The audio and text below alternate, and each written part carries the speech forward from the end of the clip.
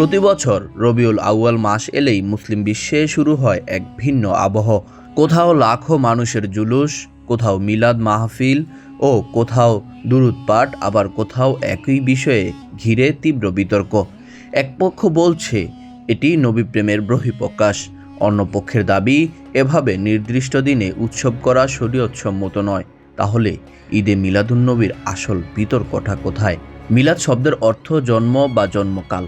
মহানবী হজরত মুহাম্মদ সাল্লাল্লাহু আলাইহি ওয়াসাল্লামের জন্মকে স্মরণ করে তার জীবন, চরিত্র ও আদর্শ নিয়ে আলোচনা করাকেই অনেক মুসলমান মিলাদুন্নবী হিসেবে পালন করেন। যারা এটি পালনের পক্ষে তাদের অন্যতম যুক্তি হলো রাসূল সাল্লাল্লাহু আলাইহি ওয়াসাল্লামের জন্মের দিনকে স্মরণ করা এবং তার প্রতি ভালোবাসা প্রকাশ করা নিজেই একটি ভালো কাজ। তাদের মতে নবীজির জন্মের প্রতি কৃতজ্ঞতা প্রকাশের বিভিন্ন বৈধ পদ্ধতি থাকতে পারে, যেমন নফল ইবাদত, দুরূদ পাঠ, তার সিরাত আলোচনা এবং মানুষের মধ্যে ভালো কাজের উৎসাহ সৃষ্টি করা। কিন্তু বিরোধী আলেমদের প্রশ্ন হলো, রাসূল সাল্লাল্লাহু আলাইহি ওয়াসাল্লাম এবং সাহাবায়ে কেরাম কি প্রতি বছর তার জন্মদিনকে আলাদা ধর্মীয় উৎসব হিসেবে পালন করেছিলেন? তাদের মতে ইসলামের প্রথম যুগে এমন কোনো বার্ষিক আয়োজন প্রমাণ পাওয়া যায় না।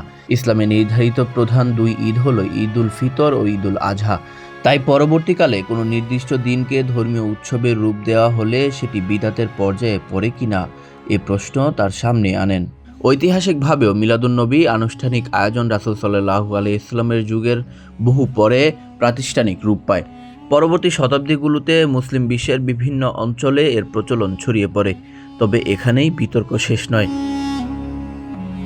কিছু আলেম বিদআতের ধারণাকে আরও বিস্তৃতভাবে ব্যাখ্যা করে বলেন, নতুন কোনো সামাজিক আয়োজন যদি ইসলামের মৌলিক শিক্ষা বিরোধী না হয় এবং এর মাধ্যমে মানুষ সিরাত, দুরূদ ও ভালো কাজের দিকে উৎসাহিত হয়, তাহলে বিষয়টিকে ভিন্নভাবে দেখা যেতে পারে।